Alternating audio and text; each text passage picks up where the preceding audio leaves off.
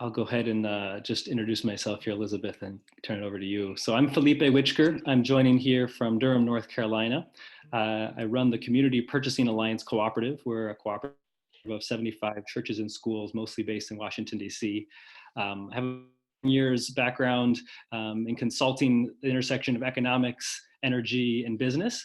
And then I spent a lot of time working in kind of facilities management, sustainability, primarily for churches and schools, building this cooperative we have.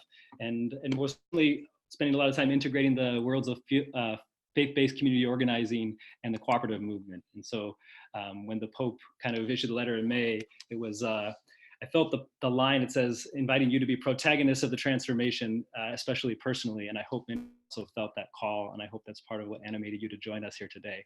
And been a part of a small group with Elizabeth Garlow, and so excited the Economy of Communion to learn about the Economy of Communion and have so many folks here today from that network. And so, so glad to be co-hosting this today with Elizabeth. So I'll turn it over to you now, Elizabeth.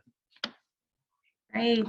Welcome, everyone. My name is Elizabeth Garlow. I'm a member of the Economy of Communion North America Commission, and I've spent more or less the last decade working in the field of impact investing and entrepreneurship. I'm calling in from Washington, D.C., and I'm really happy to co-convene this with Felipe today. We're just so excited that you joined the conversation. We're incredibly surprised and delighted by the number of people who responded to the invitation to be here. We weren't quite sure what the result might be when we put the initial invitation out, but we're really so happy to have you. And so I think before we get started with the conversation today, just a couple of quick housekeeping reminders I wanted to offer. So the first is that we just like to invite everyone to be fully present in today's conversation. We recognize that we're experimenting here a little bit through a Zoom call. For some of you, this may be your first Zoom call. For some of you, it may be your largest Zoom call. I think it is for me. So there might be many possible distractions tugging at you for your attention, but we think this will be most fruitful if we can bring ourselves into this space and be present with one another. So in that spirit, we're going to ask that if you're not speaking, to just please keep yourself on mute today. We'd like to kick this call off. Do we have, Felipe, do we have Casey on? Do you know? Unfortunately, it looks like there's a little bit of technical difficulty. And no worries. The meeting is we can circle back on that. Yeah. So I wanted to just share a bit of context for our interest in convening today's call. So Felipe and I are excited, essentially as two people who feel very animated by Pope Francis's call for an economy, a moral economy. We plan to attend the Economy of Francesco event in Assisi in March, but we've also been ruminating on some potential ways that we could collaborate even before the Pope issued this invitation, given some of our shared formation and interest in Catholic social teaching in the field of economics. So we felt like the Pope's invitation to enter into a covenant to change today's economy and give a soul to the economy of tomorrow just resonated on a really deep level and gives us a unique opportunity to sort of reflect on what that means, particularly within our North American context. The Pope's words really have sort of fed our curiosity and our hunger for a deeper conversation on the ways that this theological lineage, and in particular the life and work of Pope Francis, can inspire alternative economic thought and praxis.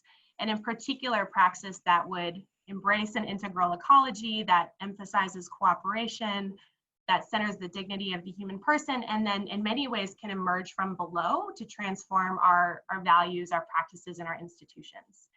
So the call today is quite simply a pretty spontaneous response, born of curiosity and leading up to this event in Assisi. We recognize that many of you on this call are already shepherding this work in really profound ways. So it's our hope that really what we could do is just create some lightweight infrastructure to help guide the conversation, and in particular, bring together both scholars and practitioners in a way that's mutually fruitful. So we're trying to, as you can probably tell from a lot of the emails leading up to this, we're trying to hold a space for decentralized engagement and really embody this value of subsidiarity that we feel so inspired by. So over the course of today's call, you'll hear reflections from some folks who are really pioneering in this work. And then we're going to create, as Colin mentioned, Colin and Felipe mentioned at the outset, we're going to create some space for conversation in small groups. You don't really have to do anything. It's going to feel like you're traveling through time and space. You're going to be put into a small group in Zoom, and then you'll be brought back into the large group. And ultimately, our hope for today is that this conversation could maybe catalyze some new collaboration, some new action, We're going to let Spirit kind of guide us here and see what manifests from that. And of course, toward the end of the call today, we're going to walk you through some specific opportunities for follow-on engagement and continued conversation. So now I'm actually going to transition us to some opening reflections and introduce our first speaker, Amy Ullman.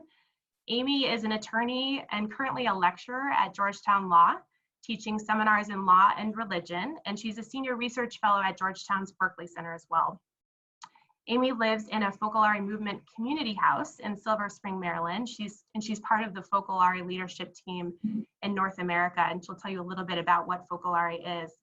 I'm going to ask Amy to reflect on some of her scholarship that's focused on the church and economics, drawing principally from her experience with Focolare and the Economy of Communion initiative.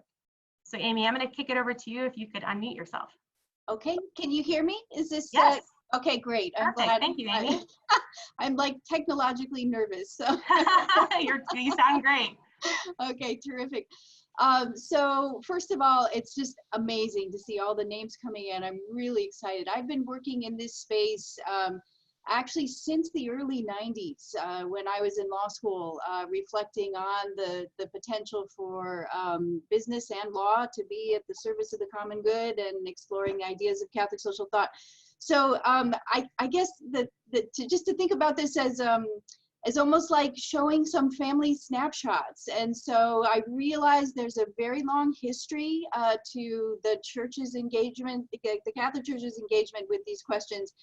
And there would be many, many projects. I'll focus on the Focolare's experience just because that's where my scholarship has gravitated. And so the overarching goal of the Focolare's work is to work for the unity of the human family, and it's included a number of economic justice initiatives from its inception. But a key moment was reflection with the community in Brazil on the concrete problems that were facing that community in 1991 in light of Pope John Paul II's reflections on the economy Centesimus Annus. And then also the community's experience in developing the project probably fed in significant ways to Pope Benedict's reflections in Caritas and Veritatis on hybrids. And so just a couple kind of key features of the economy of communion: businesses sharing a portion of the profits for the direct needs of the poor, creating job opportunities for people having difficulty breaking into the job market, exploring how a culture of cooperation and transparency can counteract some of the negative dimensions of competitive environments, and then exploration of how respect for the profound dignity of everyone involved in a business enterprise might inform labor and management practices. So I just wanted to share with you a couple of poll quotes from Pope Francis's meeting with the community on its 25th anniversary, which was in February of 2017. And I think probably we have the text among the documents. And I share these just, I think, because they can apply to many, many, many, many of the projects that we're engaged with together. So for example, he said to that group, capitalism continues to produce discarded people for whom it would then like to care for. And so he launched an incredibly profound challenge to the excesses of capitalism. He says, we must work toward changing the rules of the game of the socioeconomic system. Imitating the Good Samaritan is not enough. It's a huge challenge. We need to act before the man comes across the robbers. And so this kind of systemic reflection. And then he said, he really challenged directly, the economy of communion, if it wants to be faithful to its charism, must not only care for the victims, but build a system where there are ever fewer victims. Capitalism knows philanthropy, but not communion. And so a lot of our work has been exploring the deep dimensions of communion. It's simple to give part of the profits without embracing and touching the people who receive those crumbs. Instead, 5 loaves and 2 fishes can feed the multitude if they are sharing all of our life. And so there's deep reflections on kind of the nature of a culture of giving.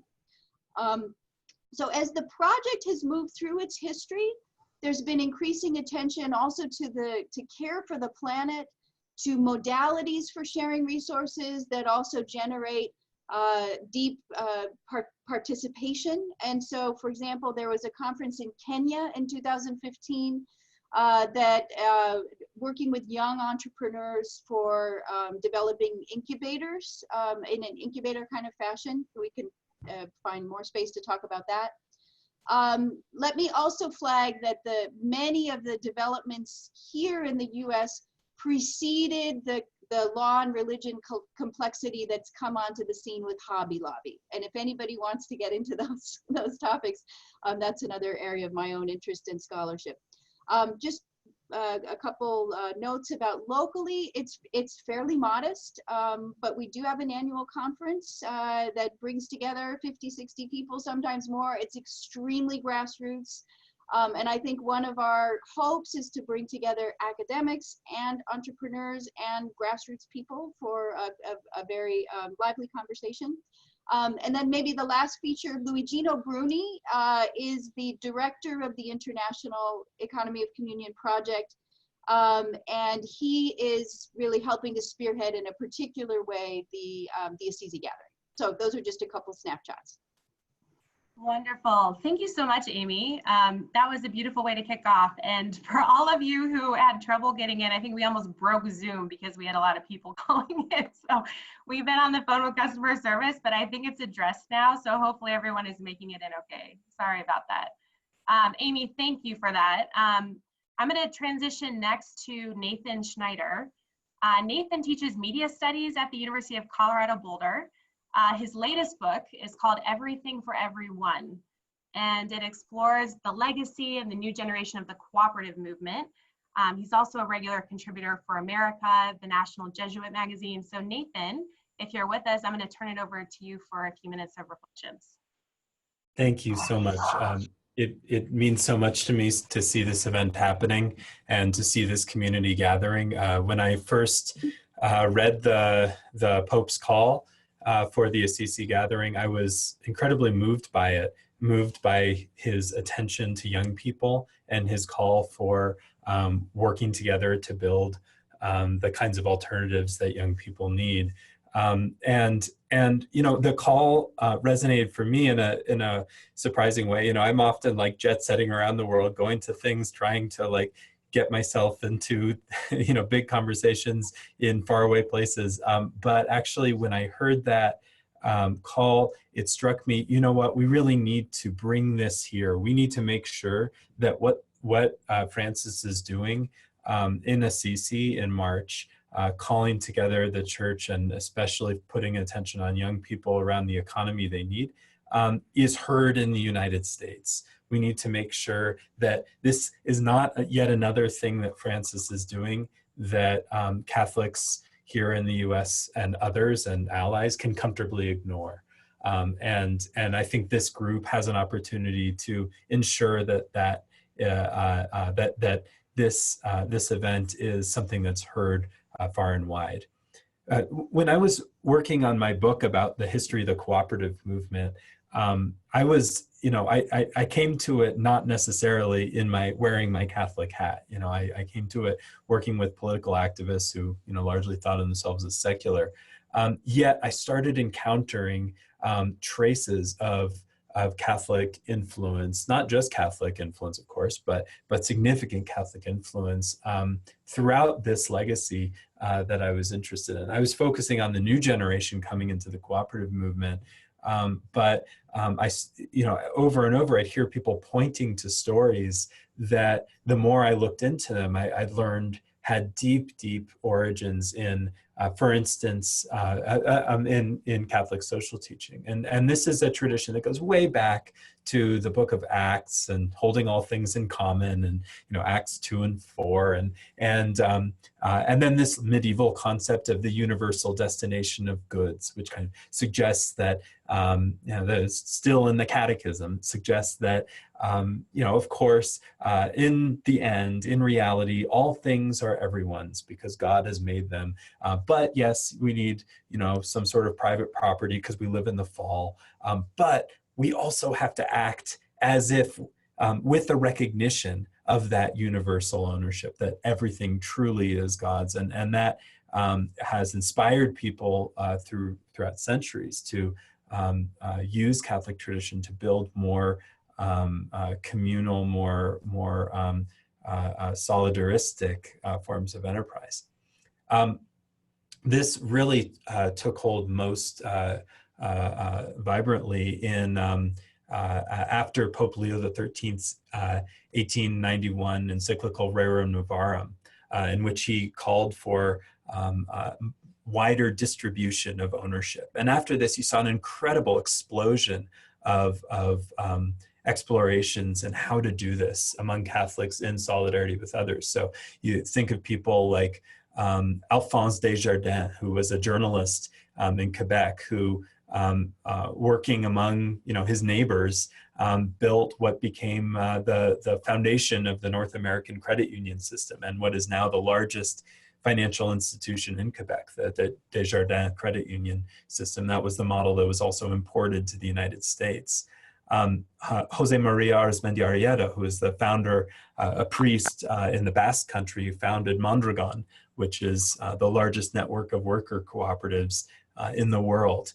And it's really, you can't understand how Mondragon came to be without understanding that context of mid-20th century Catholic social thought and the ways in which he was applying that. In the United States, Father Albert McKnight, an incredible Pan-Africanist priest and activist who helped build the Federation of Southern Cooperatives and other networks for financing Black ownership of farmland in the South after World War II, and really critical figure, wrote a beautiful memoir that I highly recommend. And then the people like the Adrian Dominican sisters, who helped use their ownership of, of company stock, excuse me, to help create the idea of shareholder activism towards social ends and impact investing. So our church has built some of the most important examples of cooperative economy in the world. And I think we have an opportunity to continue that tradition and escalate it through this meeting and through this, this gathering of voices and organizations. So I really look forward to working with you all on that effort and on that revival. Thank you, Nathan. Thank you so much for those really important points. I've had a number of questions coming in from people asking if they'll get a chance to listen to the recording. And yes, we will send the recording out to folks afterwards. So don't worry about furiously writing. You can sit here and absorb what's being shared. So building from Nathan's remarks, we're actually going to transition to Melissa Hoover. She's the founding executive director of the Democracy at Work Institute. And she's really on the ground running a think and do tank that expands worker cooperatives as a strategy to address economic and racial inequality. Melissa is a really long-time leader in the worker ownership movement, so we're going to ask her to share some reflections on her work in building the solidarity economy. Melissa, can you hear us? Yeah, thank you. Hi, good afternoon. Can you hear me? Take it away. Okay, great. Thanks. So I want to thank the previous speakers, Amy and Nathan, for really grounding us in the spirit and in the values of what we're doing. I'm just going to move us slightly more into the practical and give a quick state of sort of the worker ownership field right now and highlight a few bright spots as I see them. Some quick statistics about worker owners in the US, 78% women or non-binary people. That's a remarkable statistics on female leadership. 61% people of color. There are about between 450 and 500 worker co-ops in the US. They're sort of average 9 worker owners. $12 to $15 an hour is the median wage. So these are low wage and it's occasionally middle income jobs. And we're adding about 20 to 30 new worker cooperatives a year at this point in our community. So they're growing, and I think growing in specific ways that codify our values and meet the concrete needs of people locked out of jobs and ownership opportunities in our economy. And as importantly, I think a lot of the co-ops that are forming now are focused on building the ecosystem around them and building the power of the workers within them, and are really led by worker owners. There are projects focusing on low wage and contingent workers. That's the bulk of worker co-op development happening right now. We'll, I hope, hear a little bit more about the Center for Family Life's franchising model, really aiming to make those jobs sort of aggregated and more powerful. There's a focus on leadership development and entrepreneurialism. The rapid response cooperatives that the Democracy at Work Institute has been incubating are creating pathways for young people to access work regardless of their immigration status. And then there's sort of a trend writ large in our world, which is the conversion of existing businesses to cooperative ownership as a way to preserve those businesses and save jobs. And there, an example might be the Legacy Business Fund, based in DC, partnered with Community Purchasing Alliance to help workers of color buy their businesses from the retiring owners, keep those businesses open, but also plug them into a sort of a system of support via CPA. So I see some friends on the call. I want to lift them up. The Center for Family Life, the Cincinnati Union Co-op Initiative, Cooperation Works, and the Federation of Southern Cooperatives are all doing ecosystem organizing around the cooperative businesses to strengthen them and ensure their success, and also building power among workers. And I would be remiss if I didn't mention one of our earliest and most powerful friends, which is the Catholic Campaign for Human Development. As a recipient of support from CCHD and Catholic Church, I really want to lift up the role that the church is already playing in cooperative economic development in a really visionary and important way in the US. About 7 years ago, CCHD invested in our growth as an early stage organization, which in turn helped unlock other growth of organizations and people and policy changes and capital. And CCHD has consistently invested in projects that otherwise have little to no startup funding, but also projects that aim for systems change. We're looking at, and CCHD has really invested in grassroots-led organizations that are trying to change the way capital moves, the way technical assistance is provided. Through their National Strategic Grants Program, they not only funded us, but they've also funded the Seed Commons. I know several members are on the phone today, which is a network of small loan funds making investments in local projects. In the Carolina Textile District in North Carolina, which is looking at a sort of a place-based ecosystem approach to local manufacturing. So I think those are just some of the bright spots that I see are some really smart thinking about how to aggregate money and people in service of that communion, not philanthropy, that was mentioned earlier, and the dignity and transparency of workplaces that can provide a living and a life for people who work in and own them. Thank you, Melissa. Those are some really bright lights, and I'm glad you grounded us in practice. As mentioned at the outset, I think this is a bit of an art to weave together new thought and practice, so we're really grateful for your contribution. To help us close out this portion of the conversation, we have with us Brian McLaren. Brian is an author, he's a speaker, an activist, and a public theologian. He's really a passionate advocate for working with people of all faiths for the common good. And Brian's a faculty member with the Living School, which is part of the Center for Action and Contemplation. And he also co-leads the Common Good Messaging Team, which is part of Vote Common Good. So I think he might have some interesting insights to share around narrative building work and sort of overall systems change and transformation given his long trajectory and work. So Brian, I'll kick it over to you. Thanks very much. It's great to be with you all. I'm going to see if I can share this screen here. Let's see if that works. Can you all see that? Yeah, it works perfect.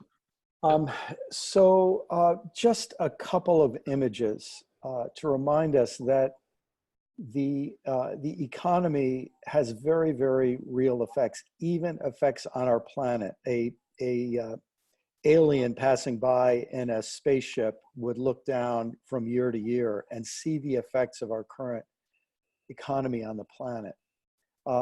At closer range, of course, we see the effects of the economy in an unprecedented extinction crisis. But among us human beings, these numbers to me are absolutely chilling. If you look at those numbers for a minute, 80, 61, 42, and 26. In 2015, 80 individuals owned as much wealth as the poorest half of humanity. In 2016, that number, now it was 61 individuals who owned as much as the poorest half of humanity. In 2017, it was down to 42. In 2018, it was down to 26, although I understand that a group of economists have recalibrated how poverty is measured in India and China. And they think that a more accurate number is that 8 individuals own as much wealth as half of humanity.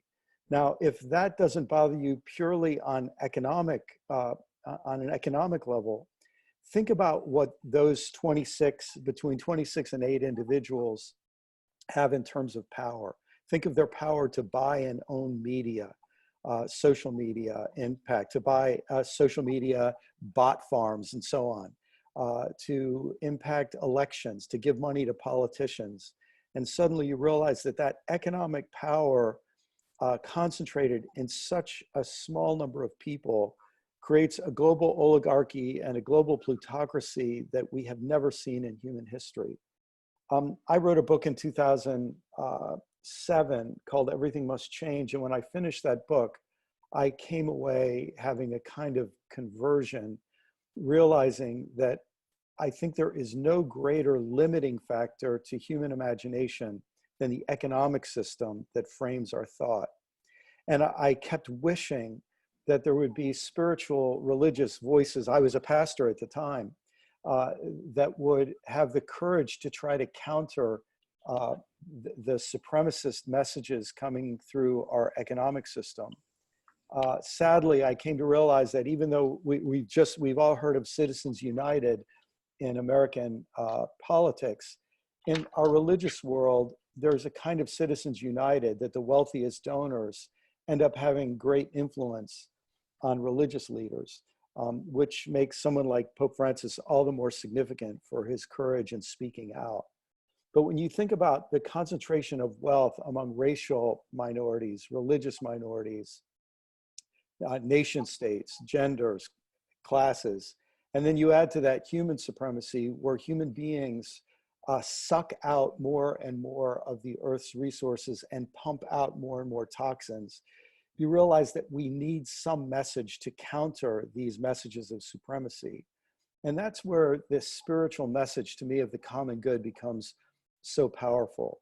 I'm working with Vote Common Good, where we're trying to invite people based on their spiritual background to make a commitment to vote for the common good rather than merely self-interest, national interest, partisan interest, or even religious interest. And of course, we find this theme of the common good in the Hebrew scriptures, Christian scriptures, Quran, Buddhist, Hindu, Sikh, Taoist, and other scriptures, as well as in secular humanism. And so we're trying to urge people to begin voting for the common good. And of course, that leads us then to imagine an economy for the common good. I'm so grateful for the leadership of Pope Francis. I suppose I'm a closet Franciscan as a Protestant, but when he spoke to the U.S. Congress, he said we have to cooperate generously for the common good. He has argued more recently that we have to civilize the markets with an ethic that's friendly toward the person and the environment, recognizing that the climate is part of the common good. And of course, his prayer at the end of Laudato Si captured this so powerfully and beautifully, especially to me, the line, touch the hearts of those who only look for gain at the expense of the poor and the earth. All speaking to the importance of this conversation and my gratitude to be with you all. Thank you so much, Brian. So grateful to all of our opening speakers here. You helped frame this conversation in a really beautiful way. And I think gave us a lot of kind of fertile ground to move forward in conversation this afternoon. So thank you very much. I'm going to kick it over to Felipe, who's going to orient the group to each other and then get us ready to go into small group discussions. Thank you, Elizabeth and Brian and Melissa and Amy and Nathan. Such a pleasure. I think I'd maybe just take a moment here to take a deep breath and, what caught your attention? What phrase caught your attention from the words we just heard? And to put that in the chat here, I'd love to hear what phrase or something stuck with you as a way of beginning to transition us to more of a discussion kind of oriented space here.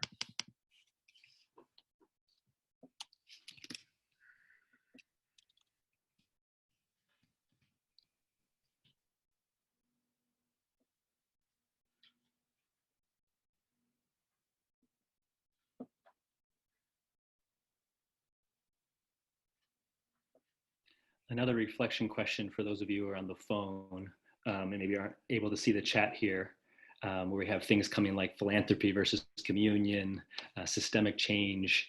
For those of you on the phone, also a question here is, what did you come here seeking today? Why did you accept the invitation to be here? And to begin thinking about that question as one of the main prompts for the small groups that we're going to transition to here in just a moment. Maybe to help us transition to that space, I want to invite Casey Stanton, the Minister of Adult Faith Formation at Immaculate Conception Catholic Church, to just share a brief prayer as we begin this transition moment. It's good to be with you all, even in this virtual space, as we seek to use technology to bring about some of God's work in the world. I'm reminded that Pentecost happened at a meeting. And so the commitment to meet, the openness to meet, this is the way that God's plans can unfold in our midst with our cooperation. And so won't you join me in a prayer? God, we ask for your blessing, your presence, your spirit to be in our midst, to guide our conversation, and to inspire our plans. Kindle in our hearts a love of you, of your good creation, and of love of one another. We ask your blessing over this time as we go forth to share with one another and to reflect on what you have called each one of us into. We ask all this in the name of the one who has come and who is coming. Amen. Amen. Amen. Thank you, Katie. And Colin, so basically we're going to transition into breakout rooms, which will automatically be transitioned into in just a moment here. But before that, I wanted just to kind of point to a couple of things that'll be happening beyond this call today. So we'll have 30 minutes in breakouts, and then we'll come back to about 30 minutes in the large group. And as we kind of come back to the large group, we can share some highlights, and we have a few kind of pointing toward next steps that Elizabeth and I have begun imagining, but we really want to have this be a collaborative imagining session and a collaborative brainstorming session of what you would like to have happen over the coming year.